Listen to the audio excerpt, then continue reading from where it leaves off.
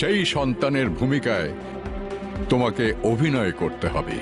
Hello বন্ধুরা, বাংলাদেশের চলচ্চিত্র অভিনেতা প্রবীর মিত্র আর বেঁচে নেই। ইন্না লিল্লাহি ওয়া ইন্না ইলাইহি রাজিউন। এই অভিনেতা বাংলাদেশ চলচ্চিত্র জগতের এক গৌরব দৃষ্টান্ত ছিল।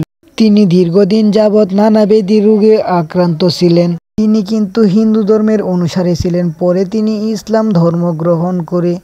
তো বন্ধুরা, তার মৃত্যু সম্পর্কে চলুন শুনে নেওয়া যাক নায়ক ইলিয়াস কাঞ্চন কি বলল। যে উনি অনেক ভাগ্যবান। একটি মানুষ যদি অন্য ধর্ম থেকে মুসলমান ধর্মের মধ্যে অনুপ্রবেশ করে, তাহলে তার আগের জীবনের যা কিছু আছে সব কিছুই আল্লাহ তাআলা মাফ করে দেন।